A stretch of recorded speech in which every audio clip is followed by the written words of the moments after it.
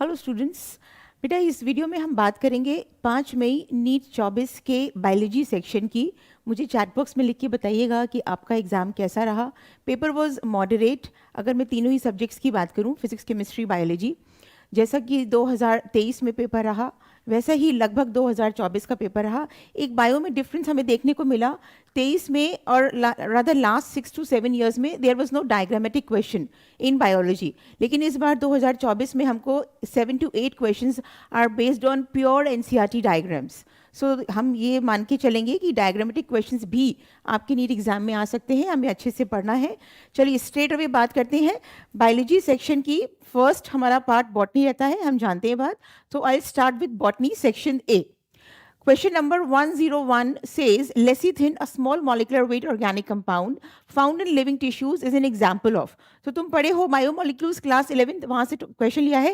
बड़े ये भी बात करेंगे, हर क्वेश्चन में आपको बताऊंगी कौन सी क्लास का है, 11th का है, 12th का है, कौन से टॉपिक का है और कौन से आपकी एनसीईआरटी में बात कहाँ दी गई है। एनसीईआरटी की दोनों किताबें अपने पास रखें, रिलेट करें और आपको पता चलेगा कि किस हिसाब से 2025 के क्वेश्चंस बन सकते हैं। ठीक है बच्चों। एंड वी नो दैट जितना भी क्वेश्चन आया है आपका बायोलॉजी सेक्शन में, बॉटनी जूलॉजी दोनों की बात करूं तो पूरा प्योर एनसीईआरटी बेस्ड है। एक आधा ऑप्शन एनसीईआरटी के बाहर गई है बात, बट देन अगर आप एनसीईआरटी अच्छे से पढ़ के गए हो तो आप उस क्वेश्चन को भी अच्छे से लगा सकते हो।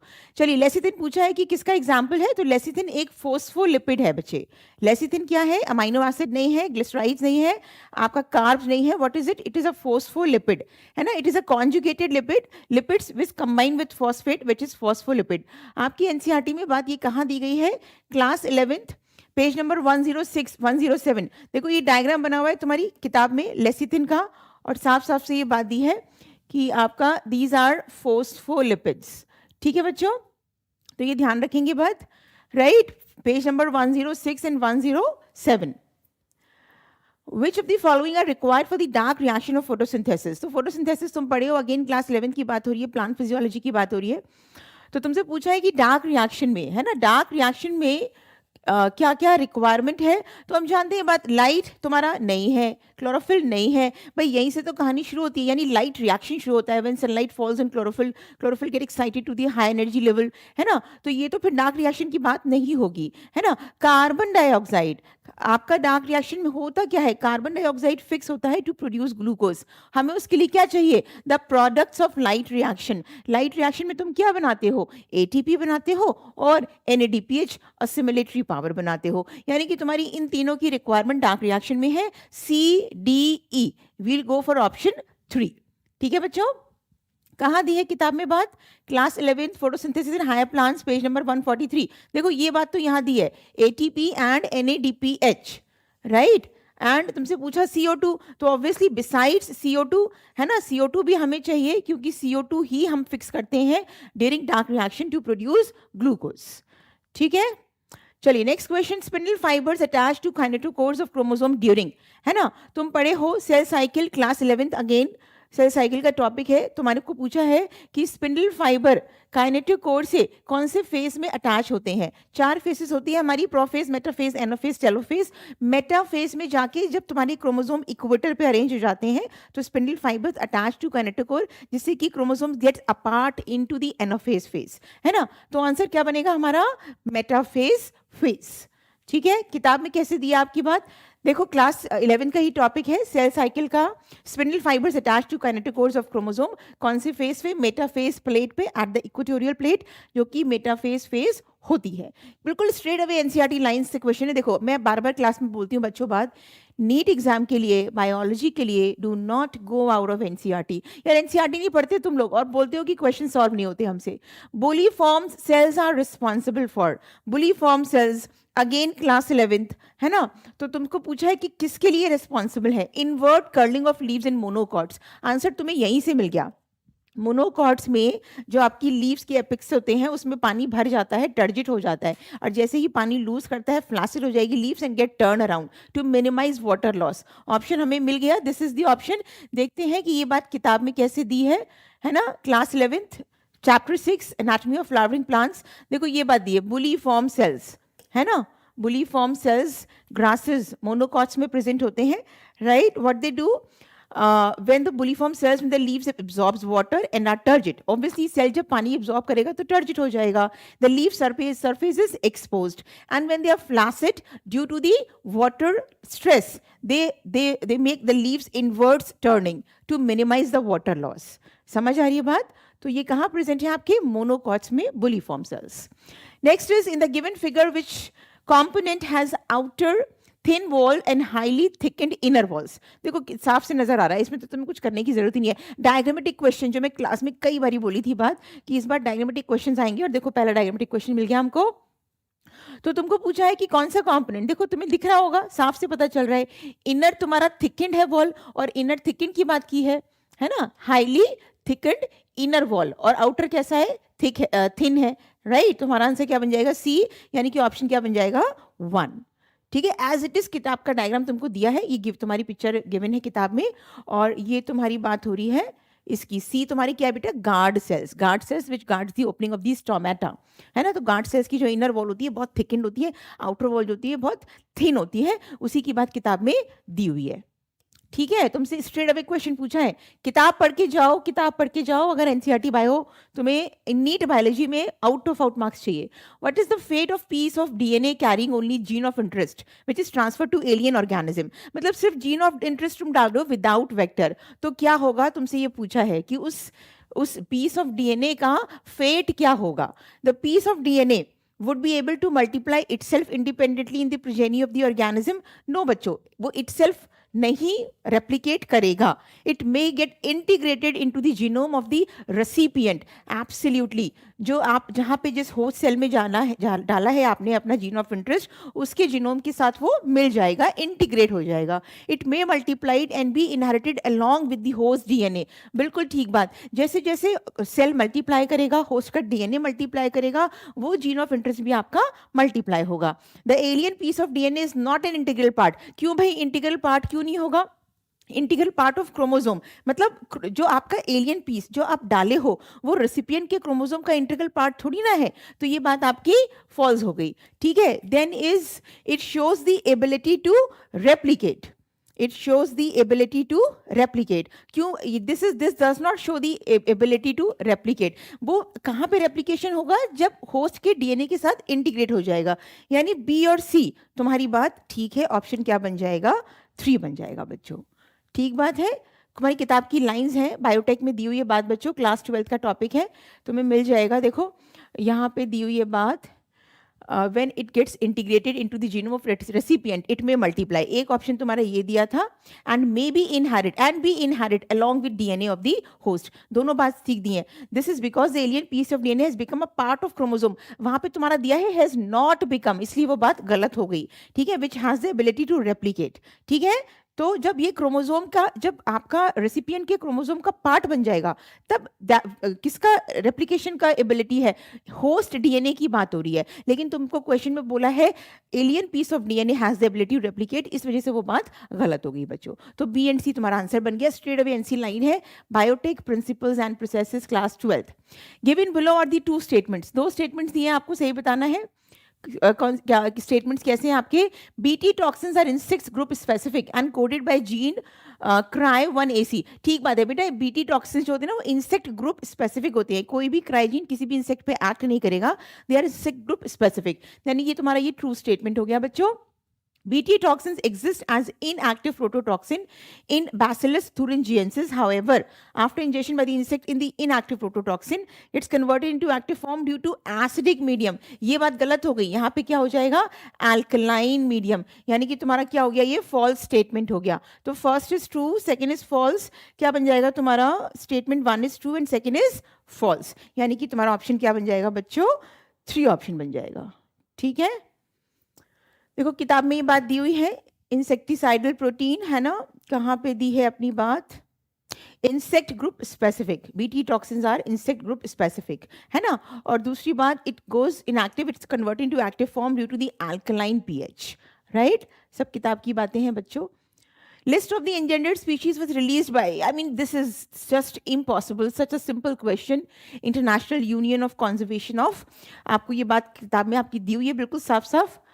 देखो कहाँ दी है, क्लास 12 का टॉपिक है तुम्हारा IUCN, international union for conservation of nature and natural resources, IUCN।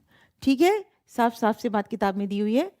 Next says identify the part of seed from the given figure which is destined to form root। अब root कौन बनाएगा जब seed germinate करेगी? Radical बनाएगा। तो हमारा कौन सा पोर्शन रेडिकल है? ये रेडिकल है। मोनोकॉट सीड की बात हो रही है। If this is radicle this will be coleorhiza and then this is coleoptile, right. तो ये किताब का ही डायग्राम में साफ साफ यहाँ पे सी क्या बता रहा है? Radical, and we know that radical give rise to root, है ना। When the seed germinates, C option बन गया, आई मीन सी तुम्हारा आंसर है, तो ऑप्शन तुम्हारा थर्ड बन गया।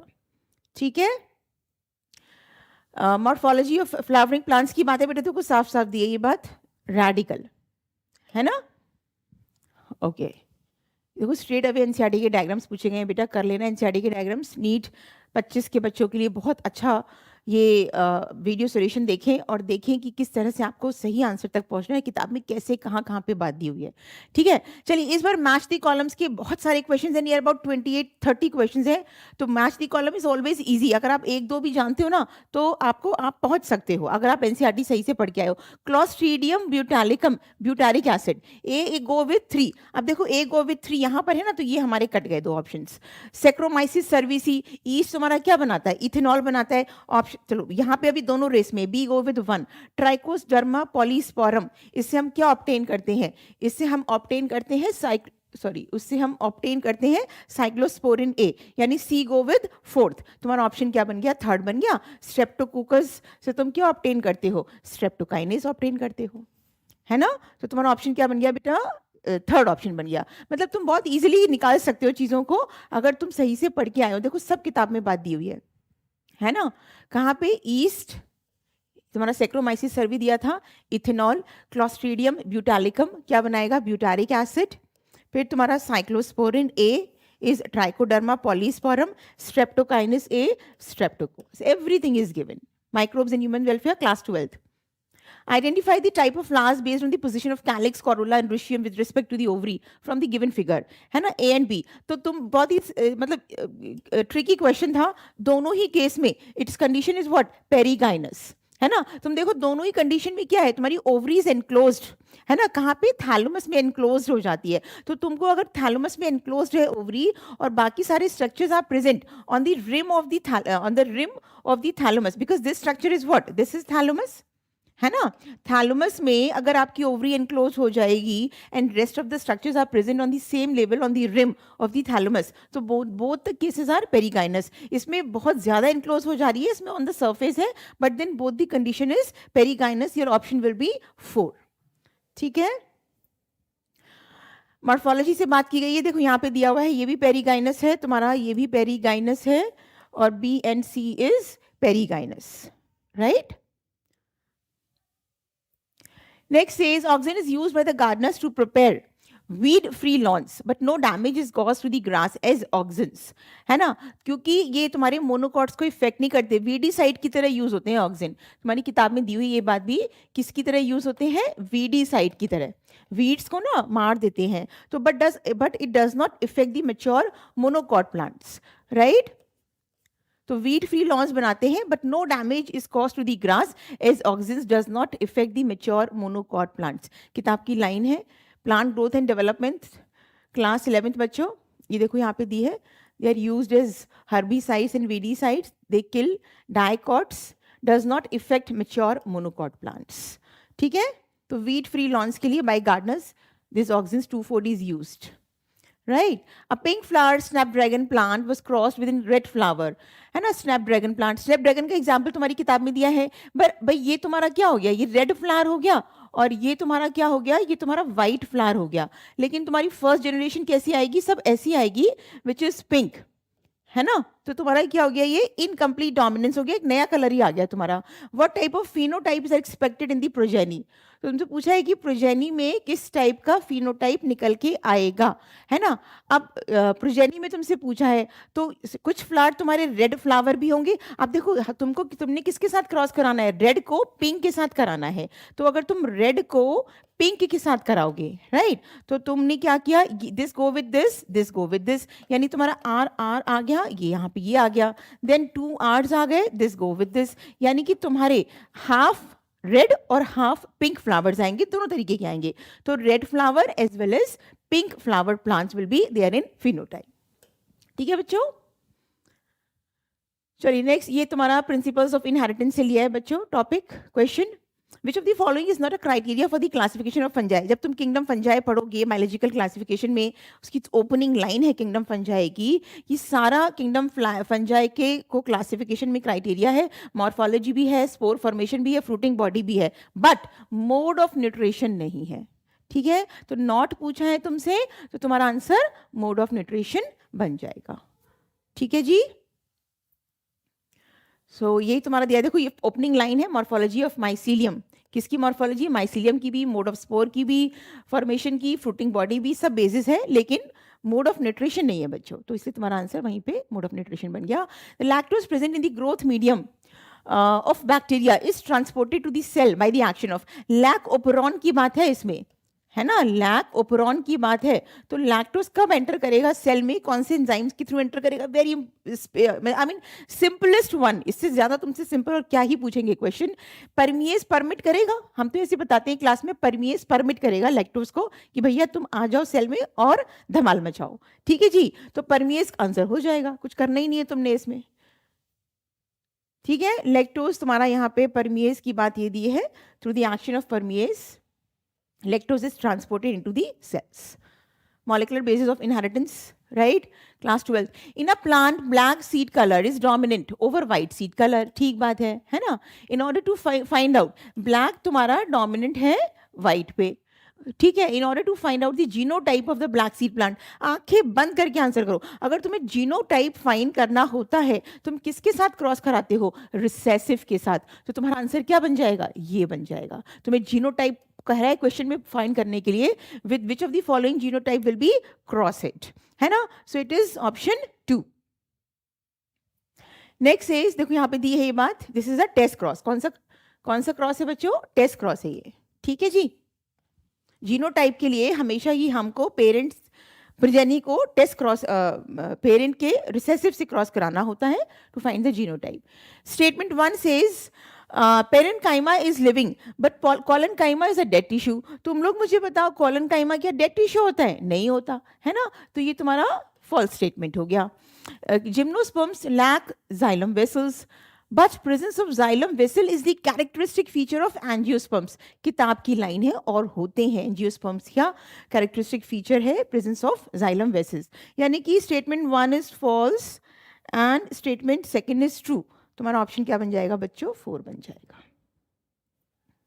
देखो यहाँ पे दी है ये बात, जिम्नोस्पर्म्स लैक वेसल्स, है ना, gymnosperms lack vessels and presence of vessels is the characteristic feature of angiosperms.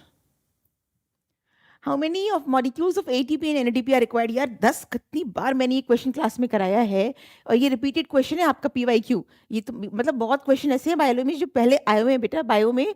तो तुम्हारा एटीपी पूछ रहे हैं कि एनएडीपी आर रिक्वायर्ड, कितना एटीपी और कितना एनएडीपी चाहिए तुम्हें to fix 1 molecule of carbon dioxide. किताब में एक डायग्राम दिया हुआ है तुम्हारा डार्क रिएक्शन का, कैल्विन साइकिल का, तो उसमें तुम साफ साफ देखोगे 3 molecules of ATP and 2 molecules of NADPH for fixing 1 carbon molecule. देखो यहाँ पे दिया हुआ है, ये दिया हुआ है ना एटीपी और यहाँ पे एटीपी, है ना? तो यहाँ पे ये बताइए, यहाँ पे ये दिया हुआ है 3 molecules of ATP and 2 molecules of NADPH. ठीक है जी। Photosynthesis in higher plants class 11th। A transcription unit in DNA is defined primarily by the 3 regions। अब ट्रांसक्रिप्शन यूनिट में क्या चाहिए तुमको? प्रोमोटेड चाहिए, टर्मिनेटेड चाहिए, स्ट्रक्चरल जीन चाहिए। तो तुमसे वही पूछा है कि 3 चीजें क्या चाहिए, and these are with respect to upstream and downstream. तो तुम्हारा अपस्ट्रीम पे क्या होता है? प्रोमोटर होता है, then structural gene and then terminator. ठीक है, किताब में डायग्राम बना हुआ है तुम्हारे मॉलिक्यूलर बेसिस में, ये देखो, this is promoter, terminator and this is structural gene. ठीक है बच्चों, on upstream की बात की है, this is upstream with reference to the coding strand and this is downstream। Tropical regions show greatest level of species richness. Tropical level में ज़्यादा diversity होती है, ज़्यादा स्पीशीज रिचनेस होती है। क्यों, तुमको पूछा है। Tropical latitudes have remain relatively undisturbed for millions of years, hence more time was available for species diversity. Absolutely true. When the things are remains undisturbed, untouched, तो वहाँ पे डाइवर्सिटी ज़्यादा मिलेगी, है ना, because it is untouched. Tropical environment are more seasonal. Tropical environments are more seasonal. Absolutely true. ठीक है। More solar energy is available in tropics. बिल्कुल ठीक बात। More solar energy is available in tropics. Constant environment promote niche specialization. ठीक बात, बिल्कुल ठीक बात। Tropical environment are constant and predictable. ठीक बात।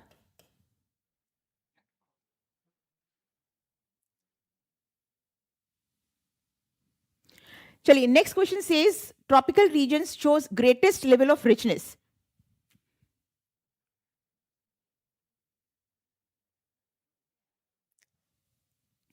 Next question says tropical region shows greatest level of richness. तो तुमसे पूछा है कि ट्रॉपिकल लेवल में ज्यादा डाइवर्सिटी है, ज्यादा रिचनेस है स्पीशीज की। क्यों? Tropical latitudes have remain relatively undisturbed for millions of years, hence more time was available for species diversification. Absolutely, when the things are remains untouched, there are more diversity. सही बात। Tropical environment are more seasonal. Seasonal नहीं है, fixed है। I mean because there are untouched. तो ये बात गलत हो गई। More solar energy is available in tropical region. ठीक बात है ना, ट्रॉपिकल रीजन में ज्यादा सोलर एनर्जी है। कांस्टेंट एनवायरमेंट्स प्रोमोट निक स्पेशलाइजेशन। यही तो मैं तुमको बोली, कांस्टेंट एनवायरमेंट। अगर सीजनल नहीं होगा, एनवायरमेंट कांस्टेंट होगा, so that will promote niche specialization. Tropical environments are constant and predictable. ठीक बात। यानी कि तुम्हारा ACDE, तो क्या ऑप्शन बन जाएगा बेटा? फर्स्ट ऑप्शन बन जाएगा। ओके, ये बात दी हुई है सारी तुम्हारी। Unlike temperate subjected to glaciers in the past and all that, tropical attitudes remains relatively undisturbed for millions of year. Tropical environment are less seasonal. वहाँ पे सीजनल की बात दी थी, इसलिए गलत बात हो गई थी। They are more constant and predictable, यही बात दी है। And they promote niche specialization and lead to greater species diversity. The equation of Wells pulse logistic growth is इतना from this equation। मतलब बहुत ही सिंपल पूछा है तुमसे, पूछा है K क्या है इसमें। K क्या है तुम्हारी? Carrying capacity. Carrying capacity means ecosystem can support how much amount of organism, the carrying capacity of the ecosystem. So K always represent in this equation is carrying capacity. ठीक है, देखो यहाँ पे दी हुई है बात, ये इक्वेशन दी है तुम्हारी, और यहाँ पे दिया हुआ है साफ साफ से K is the carrying capacity बच्चों। ठीक है, चलिए नेक्स्ट पे आ जाते हैं। Inhibition of succinic dehydrogenase enzyme by malonate is a classical example of, ये तुमको competitive inhibition की बात की है कि जो succinic dehydrogenase enzyme है वो क्या करता है? Inhibition of succinic dehydrogenase enzyme by malonate, मतलब malonate इसके फंक्शन को स्टॉप कर देगा। क्या कर देगा? malonate इसके फंक्शन को बेटा स्टॉप कर देगा, इनहिबिट कर देगा। किसका? तो कॉम्पिटिटिव इनहिबिशन हो जाएगा। So such example is competitive inhibition, right. Feedback inhibition भी नहीं है, एंजाइम एक्टिवेशन तो बिल्कुल ही नहीं है, सबस्ट्रेट एंजाइम कॉम्प्लेक्स बनता है। को फैक्टर इनहिबिशन भी नहीं है, दिस इज कॉम्पिटिटिव इनहिबिशन।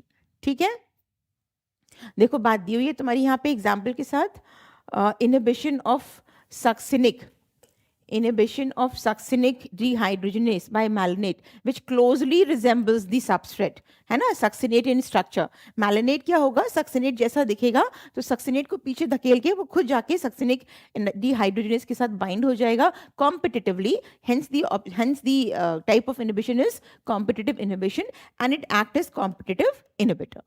ठीक है बच्चों, which of the following can be explained on the basis of Mendel's law of dominance? तो लॉ ऑफ डोमिनेंस की बेसिस पे बताना है तुमसे क्या एक्सप्लेन हो सकता है। Out of one pair of factors one is dominant and the other is recessive. देखो ये बात ठीक है, लेकिन यहाँ पे थोड़ा सा ना फ्रेमिंग लाइन की गलत की गई है। भाई अगर एक डोमिनेंट है एक रिसेसिव है तो it should B dissimilar factors. तुम्हारी किताब में दिखाऊंगी, अभी ये लाइन दी हुई है। डिसिमिलर वर्ड को गायब कर दिया कंफ्यूज करने के लिए, but then this framing of line is also incorrect. या तो हेट्रो कंडीशन देते है ना, लेकिन यहाँ पे डिसिमिलर की बात ही नहीं की है। लेकिन फैक्टर हो सकता है कि एक डोमिनेंट एक रिसेसिव हो, सही बात है। Alleles do not show an expression and both the characters appeared as such in F2 generation. गलत बात, बोथ नहीं आते, डोमिनेंट आता है। ठीक है, so factors occur in pairs in normal diploid plants, ठीक बात है, डिप्लॉयड प्लांट्स में पेयरिंग में ही होती है, डिप्लॉयड ऑर्गेनिजम्स है। The discrete unit controlling a particular character is called factor, ठीक बात है, मेंडल ने फैक्टर बोला था, बाद में इनको जीन बोल दिया गया। The expression of only one of the parental character is found in the monohybrid cross, that is also true statement. यानी कि सही बात क्या है तुम्हारी, ACDE, तो तुम्हारा ऑप्शन क्या बन जाएगा बच्चों, ऑप्शन 2 बन जाएगा। ठीक है जी, देखो सारी बात दी हुई है। देखो यहाँ पे मैं ये समझाने की कोशिश कर रही थी, आपको डिसिमिलर पेयर दिया हुआ है, ठीक है, जबकि वहां पर कोई बात ही नहीं की है, सिर्फ ये बोला है कि पेयर में एक डोमिनेंट और एक रिसेसिव प्रेजेंट होता है। मैच 1 विद मैच 2 कॉलम, और सही बात बतानी है। न्यूक्लियोलस में क्या होगा, nucleolus is the site of active ribosomal RNA synthesis, A go with third, यानी कि तुम्हारे ये दोनों तो बाहर हो गए रेस से। सेंट्रियोल क्या करता है, सेंट्रियोल ऑर्गेनाइजेशन लाइक कार्टव्हील, है ना, B विद 2, ऑप्शन मिल गया तुमको, सिंपल, ठीक है, ए ऑप्शन 1 ऑप्शन हो जाएगा बच्चों। सारी बात दी हुई आपकी यहाँ पे, है ना, सेंट्रियोल जो है वो कैसा शेप है, कार्टव्हील है, राइट। गोल्जी किताब उसमें दी हुई थी बात, गोल्जी बॉडी का भी ऑप्शन था। And then leucoplast storing food है। न्यूक्लियोलास्ट क्या करेगा, that is ribosomal RNA synthesis का साइट है, ठीक है बच्चों। नेक्स्ट इज दी फॉलोइंग, बहुत अच्छा क्वेश्चन था, मैं क्लास में हर बारी बोलती हूँ कि ये जो पैराग्राफ है यहाँ से क्वेश्चन हर बारी एक आता है, और इस बार भी आया, बहुत इंपॉर्टेंट पैराग्राफ है बच्चों, करके जरूर जाना, नीट 25 के बच्चों के लिए है। Identify the set of correct statement, the flowers of Vallisneria are colourful and produces nectar. यार वेलेसिनेरिया में ना हाइड्रोफिली है, एपीहाइड्रोफिली है, तो why it should be the flower should be beautiful and all that, produce nectar, गलत बात हो गई। The flower of water lily are not pollinated by water, water lily का जो फ्लावर है, ट्रू स्टेटमेंट, वाटर से, though it is water lily aquatic plant है, but it is pollinated bye insect, है ना, और विंड, तो फिर ये बात तुम्हारी नॉट पॉलिनेटेड बाय वाटर सही बात हो गई। In most of the water pollinated species the pollen grains are protected by from wetting, ठीक बात है, म्यूसिलेज कवरिंग होती है तो उससे बचे रहते हैं plant. pollen grains of some hydrophytes are long and ribbon like, बिल्कुल ठीक बात, किताब की लाइन है। in some hydrophytes the pollen grains are carried passively inside water, ठीक बात, यानी कि तुम्हारा BCDE कुछ ऑप्शन में है हमारे, यस, ऑप्शन नंबर 4, राइट बच्चों। तो सेक्सुअल डिप्रेशन फ्लावरिंग प्लांट से लिए सारी कहानी इस पैराग्राफ में तुम्हें मिल जाएगी, page number 13, you just find it out yourself, किताब खोल के रखिए आपने, देखना उसको, सारी कहानी उसमें दी हुई है पेज नंबर 13 पे। Okay, match 1 with match 2, Rhizopus, Rhizopus क्या है, ब्रेड मोल्ड है ना, ग्रो ऑन ब्रेड, तो ए गो विद 3 अगेन, यानी 1, या तुम लोग देख रहे हो जितना भी कॉलम वाइज क्वेश्चन है ना, यहीं से ऑप्शन मिल रहा है, सेकंड और 4 चला जा रहा है हमारा। फिर Agaricus mushroom, D go with 1, देखो आंसर मिल गया, smart way, A third, D1 will get the answer. तुम्हारा ये क्या हो जाएगा, यूस्टिलागो इज एक्चुअली स्मट फंगस और Puccinia is actually rust fungus, ठीक है जी। चलिए नेक्स्ट, नेक्स्ट सेज, देखो ये सारी कहानी तुम्हारी फाइको और बेसिडोमाइसिटिस की है, page number 17-18, everything is given in the book, you just find it yourself. Hint to always cuts DNA molecules at a particular point called recognition sequence and it consists of, अब हिंद 2 के कितना base pair पे वो cut मारता है, it is always 6 base pairs, किताब में alphabet में दिया हुआ है ये बात, देखो यहाँ पे दिया, ये दिए बात 6 बेस पेयर्स, है ना, बायोटेक प्रिंसिपल्स की बात हो रही है, हिंद 2 की बात हो रही है, यहाँ पे this is given as hint 2, right. चलिए नेक्स्ट इज, हो गया इसको, yes, which of the following is an example of actinomorphic flower. बेटा ये हम कई बारी बोलेंगे, there are many examples in morphology, but then you have to learn, और मॉर्फोलॉजी से 2-3 क्वेश्चंस आए हैं, सारे एग्जांपल बेस्ड हैं बच्चों। तुमसे पूछा है एक्टिनोमॉर्फिक टाइप की सिमेट्री किस में होती है, धतूरा में होती है बेटा, मस्टर्ड, चिली एंड धतूरा, एग्जाम्पल्स ऑफ एक्टिनोमॉर्फिक फ्लावर, ठीक है, देखो तुम्हें मिल जाएगा, किताब में दी है ये बात, एक्टिनोमॉर्फिक, मस्टर्ड, धतूरा एंड चिली, ठीक है, morphology page number 62।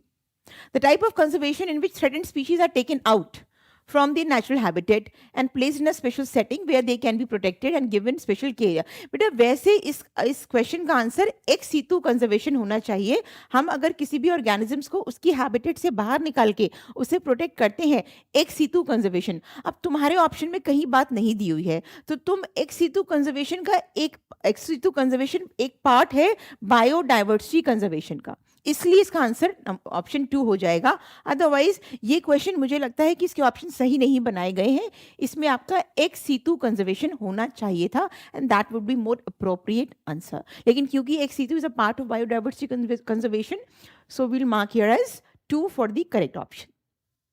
Class 12th है ना आपकी, बायोडाइवर्सिटी कंजर्वेशन की बात दी है बच्चों, राइट? चलिए नेक्स्ट देख लेते हैं। Given below are the two statements, chromosomes becomes gradually visible under light microscope under leptotene phase. ठीक स्टेज, लेप्टोटीन स्टेज पे बिल्कुल क्लियरली दिखाई देते हैं ना लेजा, क्या तुम्हारा क्या है उसमें, लेजा परिको डिस्कोडांस। मैंने एक उसमें वो भी बनाया है शॉर्ट, उसमें देखना तुम लोग, मिल जाएगा तुम लोगों को एक सीक्वेंस को लर्न करने के लिए, क्योंकि इन स्टेजेस की सीक्वेंस पे हमेशा एक क्वेश्चन, देखो यहाँ भी मिल गया तुम्हें, तो ये बिल्कुल ठीक बात है। Chromosomes becomes gradually visible under light microscope under leptotene stage. The beginning of diplotene stage is recognised by the dissolution of synaptonemal complex. बेटा बिल्कुल ठीक बात, दोनों बातें बिल्कुल ठीक है। Both statement 1 and statement 2 are true. Will go for option 1।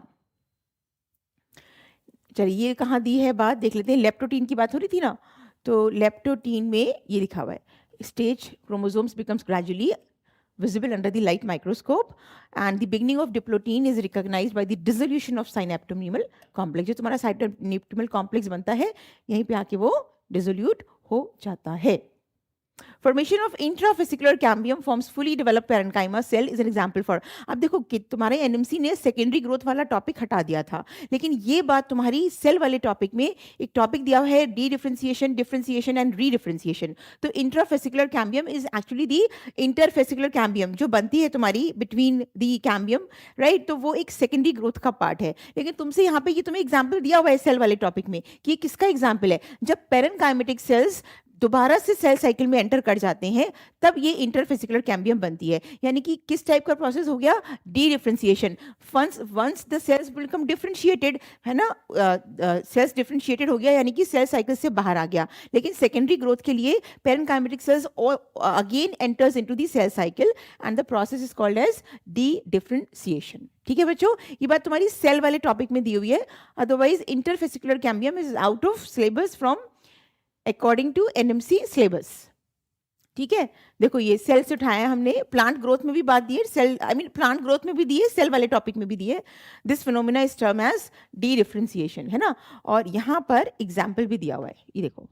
ठीक है बच्चों, तो क्लास 11th में तुम प्लांट ग्रोथ में मिल जाएगा तुम्हें, the capacity to generate a whole plant from any cell of the plant.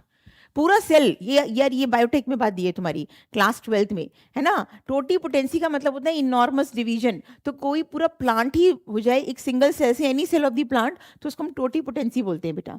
Biotech में दी है तुम्हारी ये बात, ये देखो, biotech and its application, the capacity to generate the whole plant, same line है बच्चों, from the any cell is और एक्सप्लांट इज कॉल्ड टोटीपोटेंसी। ठीक है जी।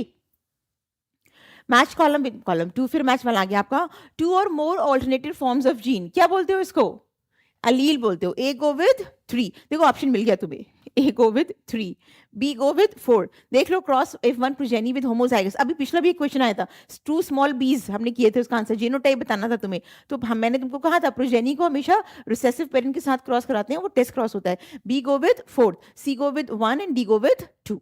ठीक है जी, पहली बार में तुम्हें ऑप्शन मिल गया। अगर तुम ए को थर्ड से मैच करते हो तुम्हारा आंसर तुम्हें तभी मिल जाएगा। प्रिंसिपल्स ऑफ इनहेरिटेंस में बात दी है, ध्यान रखेंगे। द को factor of the enzymes carboxypeptidase, simplest question है ना। को फैक्टर बायोमोलिक्यूल्स में बात दी है तुम्हारी। हम पढ़ते हैं कि देयर आर हॉलो एंजाइम्स होते हैं, right, apoenzyme and cofactor. तो को फैक्टर एक तुम्हारा actually initiates the activity of the enzyme. This is one such enzyme which is been initiate it, zinc initiates the activity of this enzyme. ठीक है, तो कैसे दी है बात, ये देखो बायोमोलिक्यूल्स में कहाँ दी है, ये दिया है एंजाइम का नाम और ये दिया है तुम्हारा को फैक्टर का नाम, जिंक। ठीक है जी। These are regarded as major causes of biodiversity loss। अब ये भी एक बहुत सिंपल सा क्वेश्चन है, हर बार आता है क्लास में, 1000 बार बोले हम ये बात। Overexploitation, coextinction, habitat loss and fragmentation are the major causes, A, B and D. यानी कि ऑप्शन क्या बन जाएगा बच्चों, 4 ऑप्शन बन जाएगा। ठीक है जी। क्वेश्चन 136 फिर आ गया क्वेश्चन तुम्हारा मैच दी कॉलम का। तो तुमको पूछा है मोनोएडेल्फस, एग्जाम्पल्स दिए हुए हैं, तुमको कंडीशन पूछी कि किस तरह का स्टेमन प्रेजेंट है, एक बंडल में, दो बंडल में और एक से ज्यादा बंडल में, या एपीफाइलस कंडीशन है। तो मोनोएडेल्फस तुम्हारा किस में जाएगा? चाइना रोज में। बेटा सारे एग्जाम्पल्स आपकी किताब में दिए हुए, ध्यान रखेंगे। B go with diadelphous goes with P, है ना, देखो वैसे भी मिल गया हमें A4B2, this is the option, right. तो दिस इज द ऑप्शन, ध्यान रखेंगे। अब मैं कई बारी किताब में ये बात बोली हूँ कि मॉर्फोलॉजी में जितने भी तुम्हारे एग्जाम्पल्स हैं विद ऑल दिस थिंग, कोई निमोनिक बनाओ, चार्ट एक पेपर में लिख लो सारे एग्जाम्पल्स, लेकिन हर बारी देखो दूसरा क्वेश्चन है, रादर तीसरा क्वेश्चन है जो मॉर्फोलॉजी का है और बेस्ड ऑन एग्जाम्पल्स। तो आपको इस टॉपिक में बेटा बेसिकली कोई कंसेप्ट नहीं लगाना, कोई दिमाग नहीं लगाना, सीधे एग्जाम्पल्स याद करने हैं, रट्टा मारना है एग्जाम्पल्स का, ठीक है। देखो पेज नंबर 64 पे सारी बात दी हुई है आपकी, राइट। चलिए आगे बढ़ते हैं। Again match column with column to. देखो सेम चीज हम बोले थे किताब में, जब हम क्लास में पढ़ाते हैं बायोमोलिक्यूल्स में तुम्हारी 4-5 टेबल दी हुई है, हर बारी एक टेबल से क्वेश्चन जरूर आता है। फिर से आ गया GLUT4। GLUT4 क्या करेगा? ट्रांसपोर्ट करता है किसका? ग्लूकोज का बच्चा। ए गो विथ 4, ऑप्शन मिल गया, जाने की जरूरत ही नहीं, आगे श्योर एंड शॉर्ट आंसर है। इंसुलिन तुम्हारा क्या करेगा? Insulin is an hormone. Trypsin एक एंजाइम है, सी गो विथ 2। कोलाजन क्या है? इंट्रासेल्युलर ग्राउंड सब्सटेंस, यानी तुम्हारा ऑप्शन क्या बन जाएगा बच्चों? 1 बन जाएगा, ठीक है। देखो ये टेबल दी है बायोमोलिक्यूल्स की, हर बारी हम बात बोलते हैं बेटा कि बायोमोलिक्यूल्स की जितनी टेबल है बाय हार्ट उसको लर्न कर लो। Identify the step in tricarboxylic acid cycle which does not involve oxidation of substrate, यानी कि जहां पे NADH नहीं बन रहा है, तुमसे वो पूछा है। देखो फर्स्ट में भी NADH बन रहा है, सेकंड में भी बन रहा है और फोर्थ में भी बन रहा है, लेकिन थर्ड ऑप्शन में succinyl coenzyme when form succinic acid, no NADH formation takes place, hence does not involve oxidation. देखो सारी बात दी है, यहां पे बन रहा है तुम्हारा आइसोसिट्रिक से, सिट्रिक से पहले बाद में आइसोसिट्रिक बनता है, उसके मोनोमर में बनता है। डायग्राम में बात नहीं दी है, थ्योरी में मिल जाएगी तुम्हें, किताब में दी हुई है। तो सिट्रिक एसिड से आइसोसिट्रिक, अल्फा कीटो क्या बनाया तुमने? NADH बनाया। फिर अल्फा कीटो से तुमने क्या बनाया? एक यहाँ पे बनाया NADH। फिर मैलिक से जब ऑक्जेलो बनाया तो NADH। लेकिन तुम यहाँ पर बीच में सक्सिनाइल कोएंजाइम से तुम सक्सिनिक एसिड जब बनाते हो तो NADH तुम्हारा नहीं बनेगा, इसलिए तुम्हारा ऑप्शन 3 हो जाएगा बच्चों, ठीक है। चलिए मैच 1 विद कॉलम 2, सारे मैच वाले क्वेश्चन है। Citric acid cycle, citric acid cycle तुम्हारी कहाँ चलती है? Matrix of mitochondria. Citric acid cycle means बेटा Krebs cycle, tricarboxylic acid cycle. A go with 2, option तुम्हें मिल गया। बी गो विद 1, साइटोप्लाज्म में चलेगा तुम्हारा ग्लाइकोलाइसिस। ETS कहाँ चलता है? Inner membrane mitochondrial. C go with 4th। Then तुम्हारा प्रोटोन ग्रेडियंट कहाँ बनता है? Intermembrane, between the outer and the inner membrane. तुम्हारा ऑप्शन क्या बन गया बेटा? 2 बन गया ऑप्शन। सारी बात दी है तुम्हारी किताब में, respiration plants 55, page number 155, 158, 159, 161। Next is again column wise question. Frederick Griffith, Griffith किसके लिए फेमस थे? ट्रांसफॉर्मेशन एक्सपेरिमेंट्स के लिए, जिसमें इन्होंने that is a base that gives us that DNA is acting as the genetic material, right. Francis and Jacob ने क्या किया था? फ्रांसिस एंड जेकॉब ने हमें बताया था लैक ओपरॉन, यानी A go with 3 and B go with 4th, मिल गया।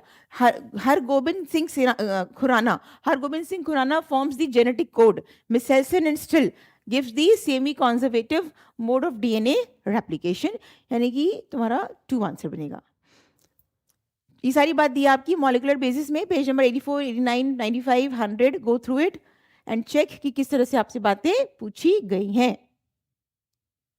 Given below are the two statements. In C3 plants, some oxygen binds to Ribusco, hence carbon dioxide fixation is decreased. सही बात है ना? ऑक्सीजन रिब्यूस्को के साथ bind हो जाता है क्योंकि रिब्यूस्को 2 तरीके से एक्ट करेगा, कार्बोक्सिलेज एंड ऑक्सीजनेज। अगर कार्बन डाइऑक्साइड की कॉन्सेंट्रेशन कम हुई किसी भी वजह से तो RuBisCO binds with oxygen, undergo a process जिसको हम फोटो रेस्पिरेशन बोलेंगे, and carbon dioxide fixation reduce. सही बात। In C4 plants, mesophyll cells show very little photorespiration, while bundle sheath cells do not show photorespiration. बेटा mesophyll cells में तो रिब्यूस्को है ही नहीं, तो अगर रिब्यूस्को नहीं होगा तो ऑक्सीजन के साथ बाइंड कैसे करेगा? क्योंकि उसी प्रोसेस को तुम फोटो रेस्पिरेशन बोलते हो, यानी कि तुम्हारी ये वाली बात फॉल्स हो गई। तो statement 1 is true and 2 is false. We'll go with option 3 बच्चों, ठीक है जी। ये बात देखो दी हुई है तुम्हारी किताब में, मेसोफिल सेल्स में बात नहीं होती है ना। In C3 plants oxygen binds with RuBisCO, has carbon dioxide fixation decreased. C4 plants में फोटो रेस्पिरेशन नहीं होता, चाहे तुम्हारा मीजोफिल सेल की ही बात की ना, क्योंकि वहां पर रिबिस्को ही नहीं ना बेटा, नीचे रिबिस्को प्रेजेंट होता है बंडल शीट सेल्स में। ठीक है, identify the correct description about the given figure. बहुत सिंपल सी बात है, wind pollinated plant inflorescence showing flower and well expose stamens. Well expose stamens नजर नहीं आ रहे हैं तुमको, देखो, एंड विंड पॉलिनेटेड फ्लावर है, वेल एक्सपोज स्टेमन्स के केस में तुम्हारा विंड पॉलिनेटेड होगा, तुम्हारा ऑप्शन 1 बनेगा, कहीं जाना ही नहीं है, पहला ही ऑप्शन है तुम्हारा।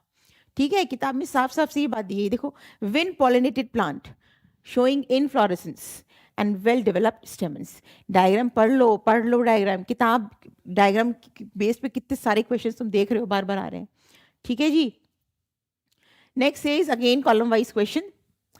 अब इसमें एक, अगर तुम मान लो किसी वजह से कुछ भूल रहे हो, एक चीज तो हम याद रखते हैं, मैंगो इज ड्रूप, है ना, हमेशा ध्यान रहता है हमें, तो डी गो विथ थर्ड। देखो मिल रहा है तुम्हें कोई option, D go with third मिल गया। ठीक है, पी में तुम जब मटर खोलते हो तो मटर की मार्जिन पे तुम्हारे जो है मटर लगी होती है तुम्हारी कवर्स के मार्जिन पे, यानी कि marginal presentation. B go with fourth, समझ रहे हो बात को। मान लो अगर कुछ भूल भी रहे हो तो स्मार्टली आंसर करो इसको, समझ आ रही है बात। पी में तो बहुत अच्छे से हमें मालूम होता है मार्जिनल, क्योंकि मार्जिन पे ही मटर के दाने लगे होते हैं। मैंगो इज अ ड्रूप, अलग से बात दी है तुम्हारी किताब में जब फ्रूट की बात कर रहे हैं तो बस अब देखो सही बात जा रही है क्या। सी गो विद 1, ट्विस्टेड एस्टिवेशन, ठीक बात है। कॉटन कौन सी फैमिली से, मालवेसी फैमिली, नई फैमिली ऐड की थी, इसलिए तुमको ये बात पूछी है, यहाँ पे आया है नई फैमिली से क्वेश्चन। हम बोल रहे हैं कि नहीं आ रहा है, लोग बोल रहे हैं नहीं आ रहा है, वीडियोस में दे रहे हैं, आया है बेटा, cotton is twisted aestivation. Rose तुम्हारा क्या है, रोज तुम्हारा जाएगा A go with, C go with 1 and A go with तुम्हारा 2, है ना। पेरीगाइनस, किताब में बात दी है पेरीगाइनस की कंडीशन में, तो तुम्हारा ऑप्शन क्या बन गया बेटा, 1 ऑप्शन बन गया। समझ रहे हो, थोड़ा सा स्मार्टली करते हैं इस क्वेश्चन को। अगर तुम्हें एक दो भी सही बिल्कुल एग्जैक्टली पता है और ऑप्शन में वही दी हुई है बात, immediately you will get your answer. ठीक है, सारी बात दी है, देखो बेटा आपकी है, राइट। चलिए नेक्स्ट इज फॉलोइंग स्टेटमेंट्स दिए, तुम्हें करेक्ट सेट ऑफ स्टेटमेंट्स बताने हैं with respect to the member of Phaeophyceae, यानी ब्राउन एल्गी की बात हो रही है। Asexual reproduction occurs usually by biflagellate zoospores, ठीक बात है, बायफ्लैजिलेट ज़ूस्पोर्ट्स बनते हैं उसमें। Sexual reproduction only by oogamous, यार ओनली नहीं होता, ऊगैमस से होता है, इसके अलावा आइसोगैमस एन आइसोगैमस से भी होता है, तो गलत होगी बात। Stored food in the form of carbohydrates which is either mannitol and laminarin, ठीक बात। The major pigments found are chlorophyll a, c, carotenoids, xanthophylls, ठीक बात। Vegetative cells have a cellulosic wall which usually covered on the outside by a algin gelatinous coating, ठीक बात। यानी कि तुम्हारा ए C D ई बन रहा है कोई option, yes, A C D E, option number 3 बेटा। ठीक है, चलिए ये आपकी पूरी बात दी हुई है फियोफाइसी में बच्चों, पेज नंबर 26-27 प्लांट किंगडम में। ठीक है, चलिए, in an ecosystem if the net primary productivity of the first trophic level is इतना, तो तुम नेट कैसे निकालते हो। देखो मैंने यहाँ पे एनसीईआरटी की लाइन डाली है थोड़ी सी तुम्हें समझाने के लिए।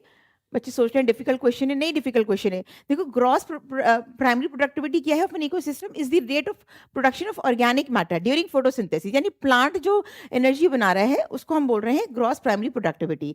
अब उस ग्रॉस में से तुमने रेस्पिरेशन, भाई प्लांट का मेटाबॉलिक फंक्शन क्या है, आर है, रेस्पिरेशन है, तो that will be the NPP. तो GPP minus R is NPP at the first trophic level. तुमसे कहा है क्वेश्चन में कि if an ecosystem net primary productivity, किसकी बात हो रही है, net primary productivity of the first trophic level is 100x, है ना।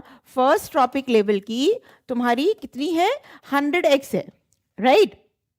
तो तुम्हारा ये क्या है, एनपीपी है। अगर ये तुम्हारी एनपीपी है तो ये सेकंड की क्या हो जाएगी, सेकंड की ये जीटीपी हो जाएगी बच्चों। सेकंड की जीटीपी कितनी हो गई, 100 हो गई, राइट। क्योंकि हम वही तो लेके जाएंगे आगे सेकंड ट्रॉपिक लेवल पे। फिर तुमसे पूछा है what would be the GPP, cross primary productivity of the third trophic level, तो तुमसे थर्ड की बात पूछी है ना। तो तुम अब इस ग्रॉस में से तुम 10% निकाल दोगे, 10% ही तो ऊपर जाएगी, तो तुम्हारा 10x आंसर हो जाएगा।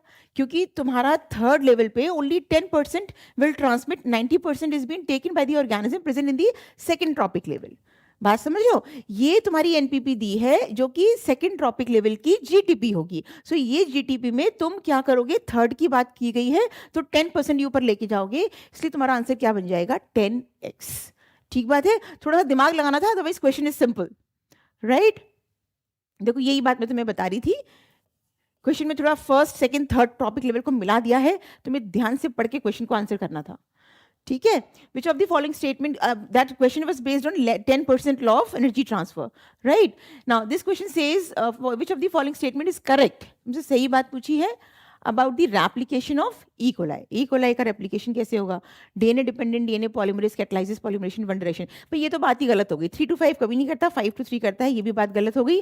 आरएनए पॉलीमरेज नहीं होगा, तो DNA dependent DNA polymerase, DNA dependent DNA polymerase catalyse the polymerization 5 to 3। हमेशा ही जो नया स्ट्रैंड बनेगा it is towards its 3 prime, यानी कि 5 to 3 पे बनेगा। रीजन इज थर्ड प्राइम पे तुम्हारा फंक्शनल ग्रुप होता है, तो the primer add on to the third prime and start secreting the adding the nucleotides. So basically it always secretes from 5th to 3rd, यानी कि towards its 3 prime using DNA dependent DNA polymerase enzyme. So option will be 4th option बच्चों, ठीक है? ये बात दी भी है तुम्हारी किताब में, कहाँ दी है? DNA dependent DNA polymerase only in direction 5 to 3। बेटा रीजन इज तुम्हारे थर्ड पे ना फंक्शनल ग्रुप प्रेजेंट होता है, OH ग्रुप, तो वहीं कोई कैटलाइज करेगा प्राइमर, ठीक है बच्चों?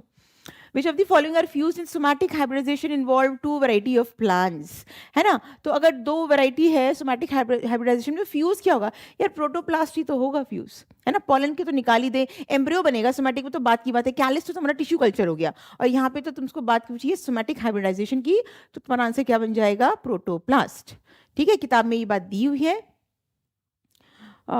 कहाँ दी हुई है बच्चों? Isolated protoplast from 2 different varieties of plants each having desirable characters can be fused to get hybrid protoplast, ठीक है? Spraying sugarcane crop with one of the following plant growth regulators increases the length of the stem, thus increasing the yield। तो बेटा class में मैं ऐसे पढ़ाती हूँ, जिब्बर ग्लिन, जिब्बर मतलब गब्बर, तो गब्बर क्या कर रहा है? इलोंगेट कर रहा है स्टेम को, ऐसे याद हो जाता है। So it is gibberellins, elongate the length of the stem in sugarcane. 3 plants में करता है, गैस करके मैं बताती हूँ बच्चों को, grapes, apple and sugarcane. Gibberellin तीनों ही प्लांट्स में स्टेम की लेंथ को इलोंगेट करेगा टू इंक्रीज द यील्ड, ठीक है? देखो ये बात तुम्हारी किताब में दी है, शुगर केन की बात स्पेसिफिकली दी हुई थी, अदरवाइज तीनों प्लांट्स में करेगा। जिबरलिन्स बात दी हुई है ये, राइट? नेक्स्ट सीखते हैं, कौन सा क्वेश्चन है अपना? Column 1 and column 2, so many column based questions are there. Robert May ने क्या बताया हमको? Global species diversity about 7 million, इतना स्पीशीज डाइवर्सिटी है, ठीक है? देखो मिल गया आंसर क्या? ए गो विद थर्ड, तो अभी हमारे ये दोनों ऑप्शंस गए हैं, है ना? अलेक्जेंडर वॉन हम्बोल्ट ने हमें स्पीशीज एरिया रिलेशनशिप बताई, बी गो विद 1, आंसर मिल गया हमको, ऑप्शन विल बी 2। थोड़ा सा स्मार्टली करोगे ना, बहुत इजी पेपर आया था इस बारी, अगर तुम पढ़ के गए होगे सारे क्वेश्चन सही लगा के आए होगे, बॉटनी के एज वेल एज जुओलॉजी के, है ना? चलिए, the DNA presents in chloroplast is, I mean अब ये तो तुमसे मैं क्या ही कहूँ, तुम आंसर खुद ही करना चैट बॉक्स में कि मैम ये इससे ज़्यादा सिंपल तो कुछ हो ही नहीं सकता। It is what? Circular and double stranded, ठीक है? So these are 50 questions of botany part. इसके बाद जोलॉजी की बात करेंगे बाद में, लेकिन इतना डिस्कशन से तुम्हें ये बात ज़रूर समझ में आई होगी बेटा कि हमें नीट बायोलॉजी के लिए एनसीईआरटी से बाहर नहीं जाना। एनसीईआरटी को ही 100 टाइम्स लगाओ। देखो अगर एनसीईआरटी तुम अच्छे से पढ़ के जाते हो, तुम्हें ऐसा कोई क्वेश्चन नहीं है जिसका आंसर नहीं मिलेगा। हम व्हाट, हमें ऐसा लगता है कि हमें एनसीईआरटी हम अच्छे से पढ़े हैं, हमें लर्न है, तो हम रिवाइज नहीं करते कि हो जाएगा। यही जो बच्चा सोचता है हो जाएगा, दैट इज एक्चुअली डिजास्टर।